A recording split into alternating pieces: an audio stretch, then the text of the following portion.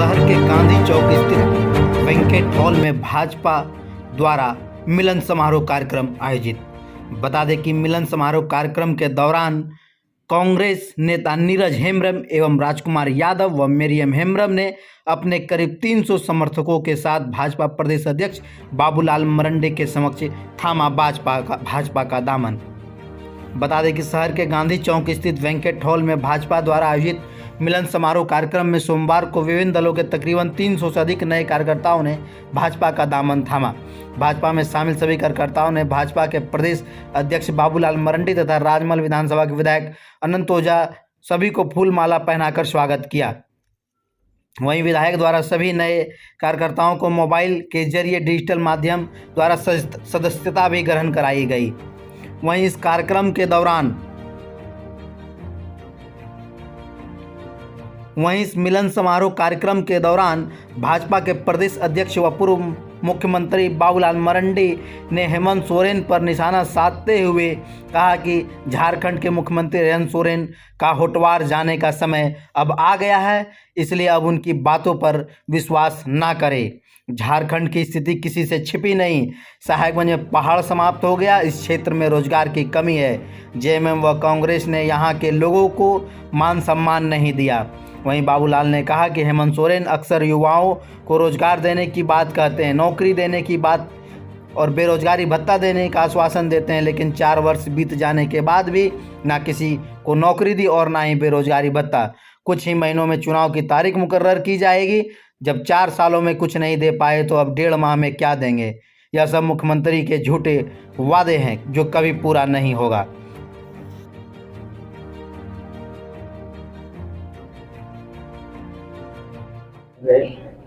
भाई रमान अंसार जी और कार्यक्रम की अध्यक्षता कर रहे बिहार के अध्यक्ष श्री राम जी और मैं सर उपस्थित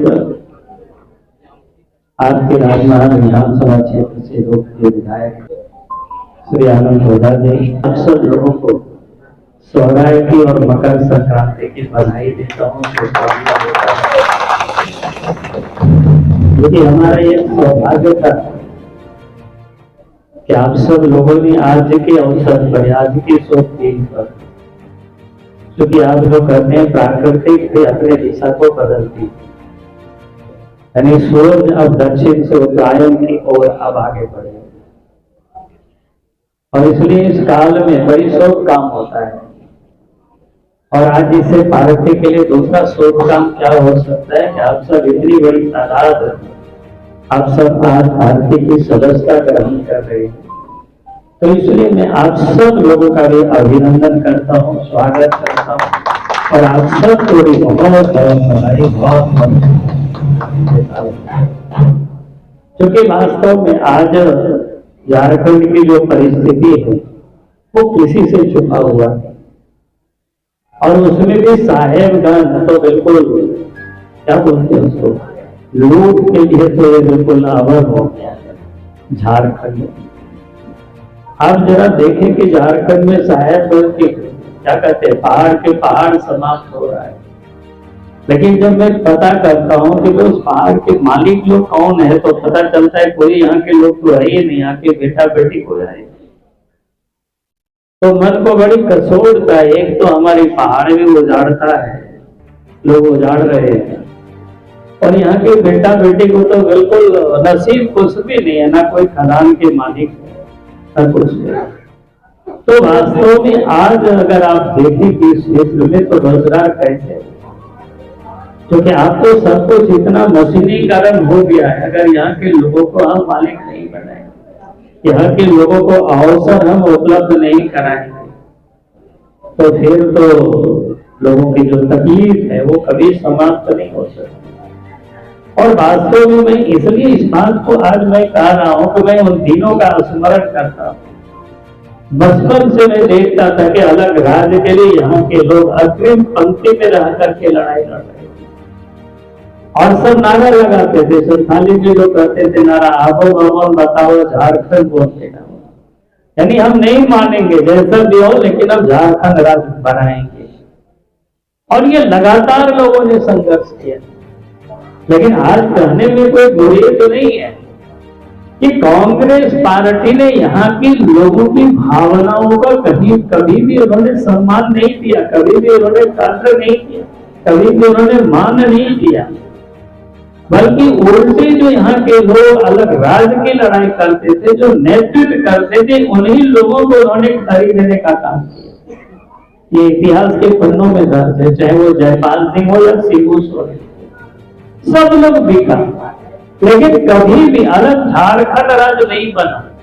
और हमें लगता है कि अगर इस देश में बीजेपी के नेतृत्व में सरकार नहीं बनी होती तो शायद अलग झारखंड राज्य नहीं बनता।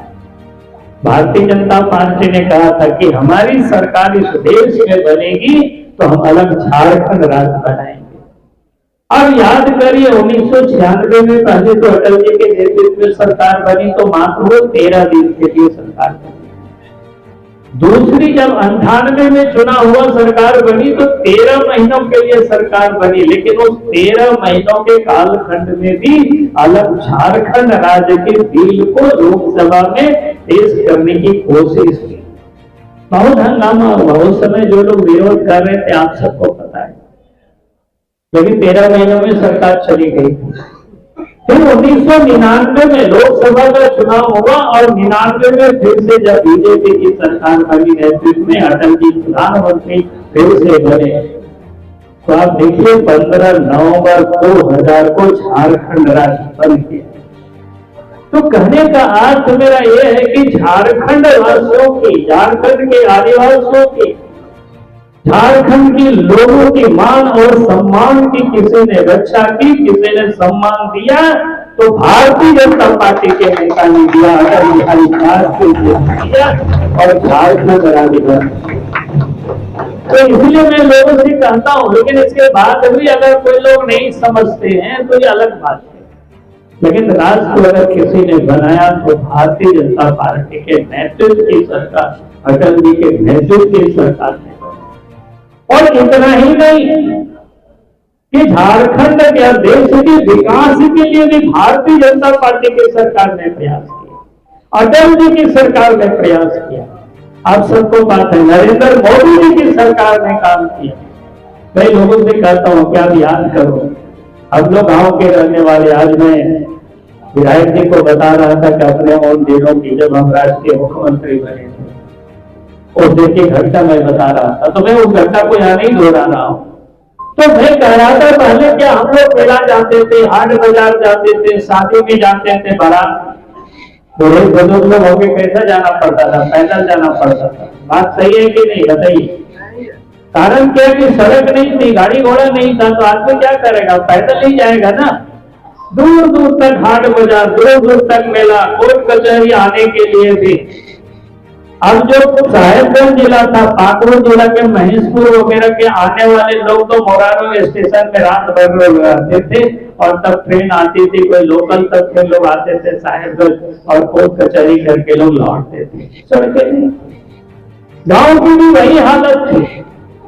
लेकिन देश के प्रधानमंत्री अटल बिहारी वाजपेयी जी बने तो उन्होंने गांव को केंद्रित किया और कहा कि प्रधानमंत्री ग्राम सड़क योजना को के माध्यम से 25 सड़कों से गांव को जोड़ा जाएगा।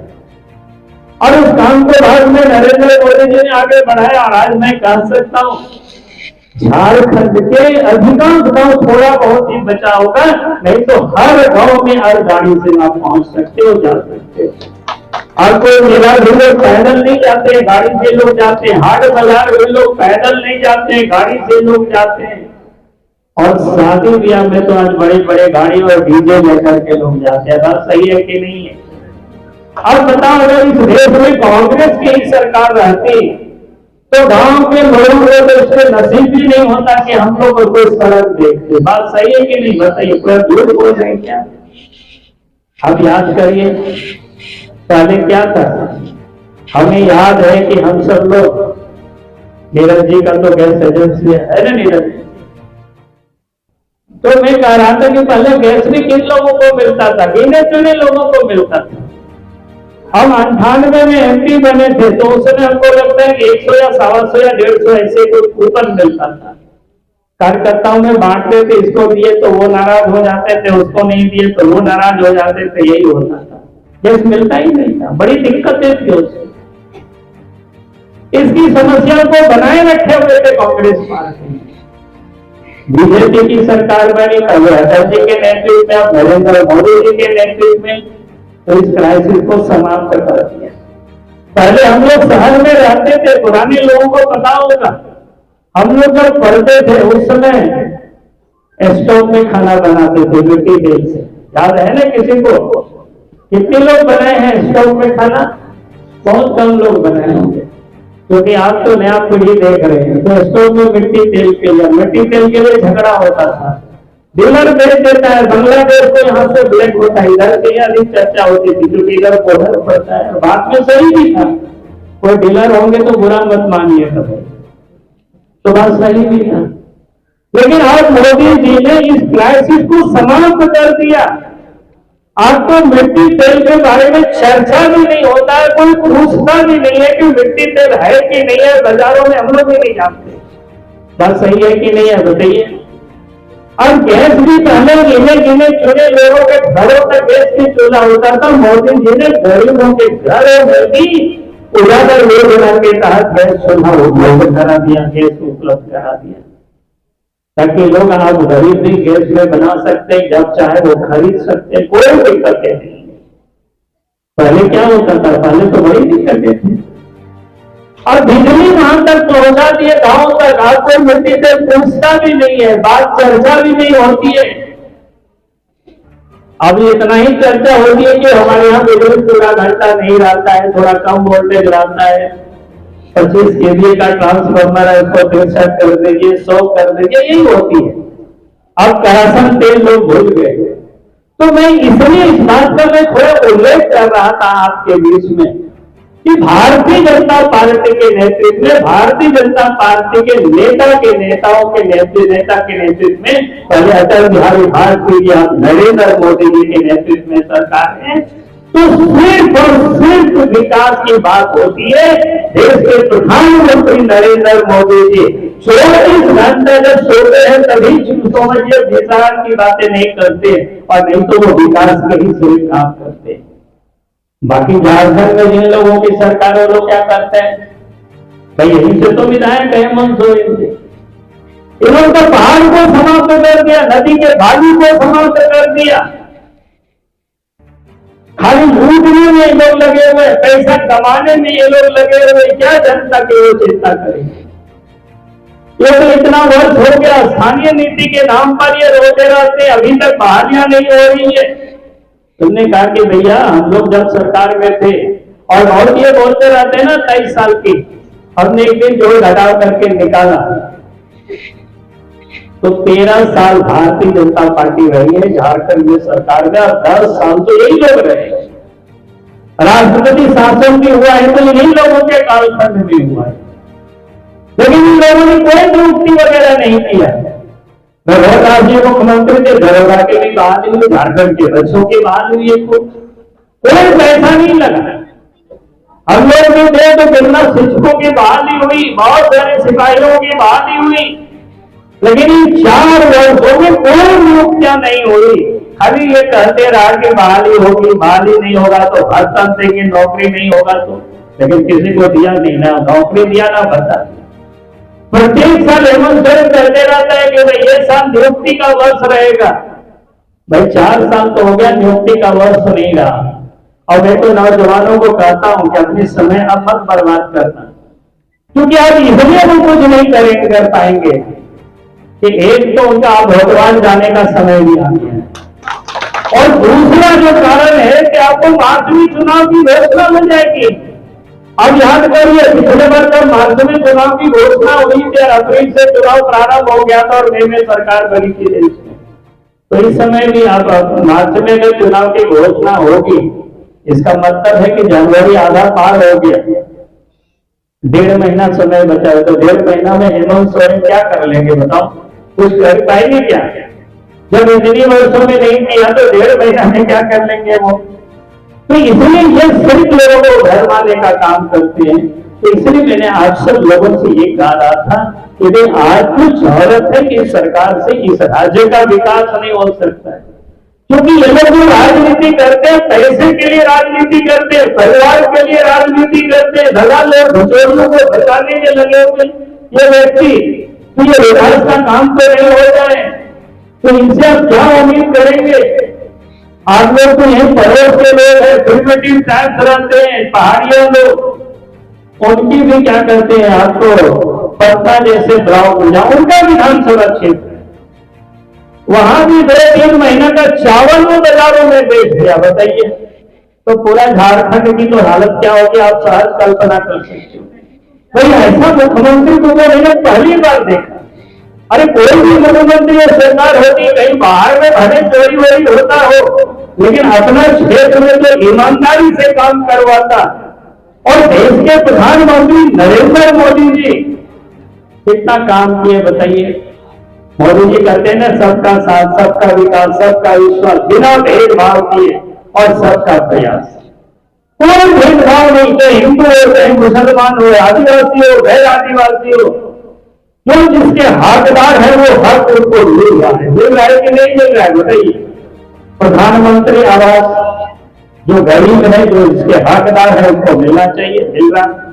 चाहे किसी भी जाति धर्म और विचार के व्यक्ति हो, उसे कोई भेदभाव नहीं। देश के 80 करोड़ आबादी को झारखंड में भी जो गरीबों को 5 किलो अनाज प्रत्येक महीना प्रत्येक व्यक्ति मुफ्त में मिल रहा है, वो भी झारखंड की जो सरकार हेमंत सोरेन की सरकार है वो भी अनाज ठीक से पहुंचा नहीं पा रही। आज तो इसी साहेबगंज जिला में सब काला बाजारी हो रहा है, अभी पहुंचना ही नहीं है नीचे तक। तो आप जरा सोचिए, जो देश के प्रधानमंत्री नरेंद्र मोदी जी बिना भेदभाव किए हर जो हकदार है, हर जो गरीब है, उनको आवास दे रहे हैं, उनको शौचालय उनके लिए बना रहे हैं, उजाला योजना के साथ गैस उपलब्ध करा रहे हैं, गरीबों के इलाज में 5 लाख रुपया तक की आयुष्मान कार्ड उनका बना रहे हैं। बन रहा है कि नहीं बन रहा है? तो सरकार का काम क्या था? हर गरीबों को आयुष्मान कार्ड बना करके देना, हर गरीबों के बेहतर इलाज हो अस्पतालों में उसकी देख रेख करना, इतना ही तो राज्य सरकार का काम था। लेकिन हेमंत सोरेन को इसे कहां फुर्सत है। और इसलिए मैंने आप सब लोगों से यही कहा कि भाई आज की इस देश में और इस प्रदेश में जिस प्रकार से भारतीय जनता पार्टी की सरकार काम करती है, नरेंद्र मोदी जी की सरकार काम कर रही है, आज तक इतिहास में उतना काम कभी नहीं हुआ।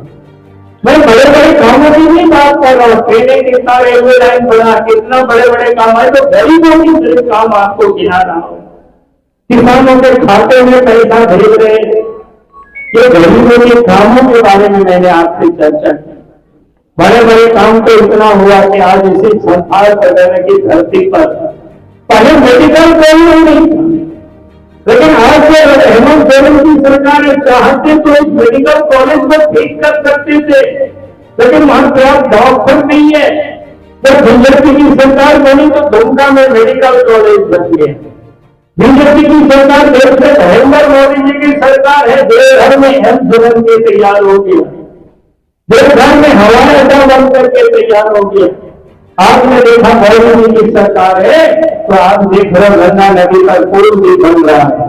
आज हम गए थे उसको देखने के लिए, क्योंकि वो वर्षों पुराना सपना था। उनकी कभी शिवाजी के मुख्यमंत्री थे तो हमने पूरा डिजाइन बना दिया था। अगर हम उस समय नहीं हट गए होते तो कब का ये पुल बन गया होता। लेकिन आज खुशी होती है इस देश के प्रधानमंत्री नरेंद्र मोदी जी ने उसकी शिलान्यास भी किया। और आज जब मैं देखने के लिए गया था, उन लोगों से पूछे कब तक बनेगा जी, विकास हो, तरक्की हो। और इसीलिए मैंने आप सब लोगों से ये कह रहा हूं कि आने वाला कल आ रहा है 2024, अब 2000 नहीं 2024 आ ही गया। अब 2024 में इस देश में लोकसभा का चुनाव होना है, तो हम लोगों को फिर से देश के प्रधानमंत्री नरेंद्र मोदी जी को बनाना है कि नहीं बनाना है? यही कहने के लिए आज आप लोगों के बीच में आया हूं। 2024 में फिर से इस देश के प्रधानमंत्री नरेंद्र मोदी जी को बनाना है। और उसके लिए आप सब लोग पूरे आप सब लोग काम करेंगे। तो निश्चित रूप से नौजवानों से मैं अपील कर रहा हूं कि आज आप झारखंड प्रदेश में देखेंगे तो 2-2.5 लाख पोस्ट वैकेंट पड़ा हुआ है। शिक्षकों के पद खाली है, डॉक्टर के पद खाली है, सिपाहियों के पद खाली है, कलर पुरानों के पद खाली है। अगर उन वैकेंट पोस्ट को भर दिया जाए तो इस राज्य के अंदर में लाखों बच्चों को सरकारी नौकरी मिल सकती है। लेकिन अब हेमंत सोरेन भी संभव नहीं है, 4 साल भी इन्होंने नहीं किया, तो आज क्या करेंगे? आज तो चुनाव की घोषणा ही होने वाली है। और इसीलिए मैं आप सब लोगों से कह रहा हूं कि सभी नौजवानों से, भाई आप बिल्कुल इस बार इस देश में भी मोदी जी की सरकार बनानी है और झारखंड में भी बीजेपी की सरकार बनानी है, तो आप देखेंगे जो रिक्त पद जो खाली पद पड़ा हुआ है उसमें भी आप देखेंगे कि बहालियां तुरंत शुरू हो जाएगी। उसके लिए कोई देर नहीं होगा, क्योंकि अपने पास पढ़े लिखे नौजवानों की एक फौज पड़ी हुई है। बहुत सारे लोग बोलते हैं कि भाई एज का क्या होगा, बहुत लोगों का एज समाप्त हो रहा है। हमने बोला कोई चिंता मत करो, 50 भी एज हो गया होगा तब फिर सरकारी नौकरी में उनको अवसर दे दिया जाएगा। उस कारण से उसको बंदिश नहीं किया जाए। तो ये कोई बहुत प्रॉब्लम नहीं है, सरकार की इच्छा शक्ति होनी चाहिए। दूसरा मैंने कहा कि संथाल वगैरह भी आपको बता रहे थे, यहां से लेकर के शिकारी पड़ा तक जाएंगे पत्थर होते खदान में। यहाँ के लोग खदानों के मालिक नहीं है। हमने कहा कि एक बार फिर से आप बीजेपी की सरकार बनाइए, यहाँ के लोगों को अगर आप खदान के मालिक नहीं बनवा दिए तो फिर आप जरूरी है।